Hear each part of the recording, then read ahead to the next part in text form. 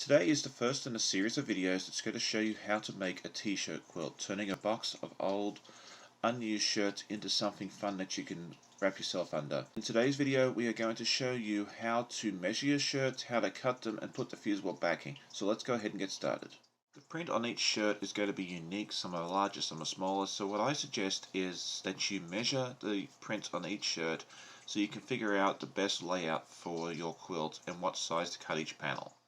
I measure from the top of the print, the very top, which is here, down to the bottom, and for this one's about 11 inches, so I'll go ahead and write that down.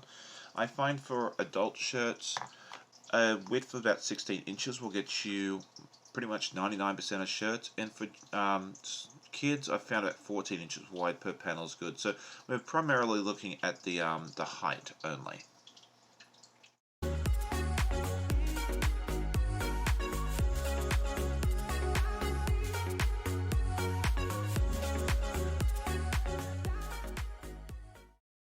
So I'm done measuring all my shirts, and we have a wide variety of heights. We go from about 4.5 inches for this one, all the way up to 11 inches on this one.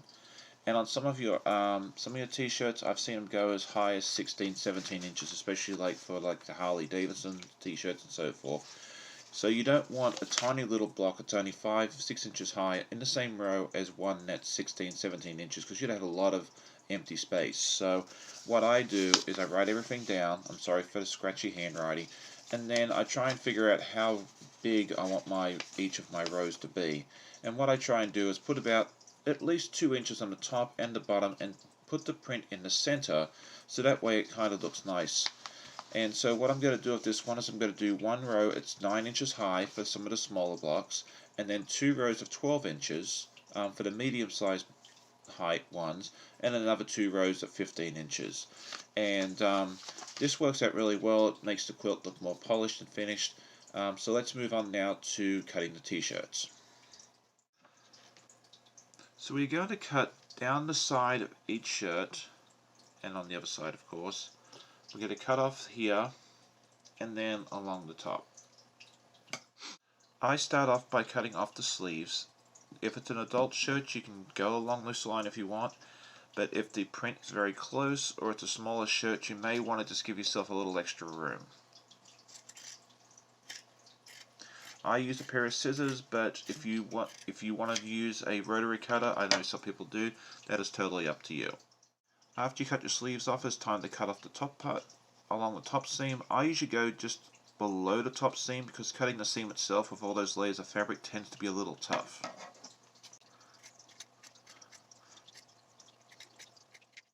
Now that your sleeves and the top is done, you just got to go down the sides, and if you are not using both sides of the shirt, I suggest going just to the other side of the seam, especially if it's one of the shirts that does not have a seam down the side, which seems to be a lot of them these days. Because if you're not going to use the back of the shirt, if you get back a little further, it's really not going to hurt anything. And then what you should have is just the one side of the shirt, and then the next thing we got to do is put the fusible backing on it. Now it is time to add the fusible backing to the back of each shirt. The reason we do this is to prevent stretching and so forth when we go to put the panels together. You can skip this step if you really want to, but I highly recommend that you do it because the shirts will stretch and getting consistently even panels is going to be a lot more difficult without it. This is the one that I use. It's the Pellon P44F, and I find it's normally 99 cents a yard at Joann's, and if you can find it on sale or use a coupon, you can usually get it for half of that. So a full bolt like this of 48 yards, which I buy at a time, will only cost me $25, $26, and it's enough for several shirts. So you'll notice on the fusible backing, and you can use a similar one if you want, if you have a favorite. I just recommend a lightweight one. You'll find there is a bumpy side like this, which will go towards the shirt itself, and then the smoother side, like so, is the side that the iron will come in contact with. So let's go ahead and get this measured. So when I cut my fusible backing, I take the panel height and add about 4 inches. So for my 9-inch blocks, I'm going to cut it to about 13. It's best to have it a little extra because that way, if the print is not perfectly square on the shirt, which you will find it is not 90% of the time, you will have that little extra wiggle room. So go ahead and cut out all your panels, and then we'll show you how to iron it.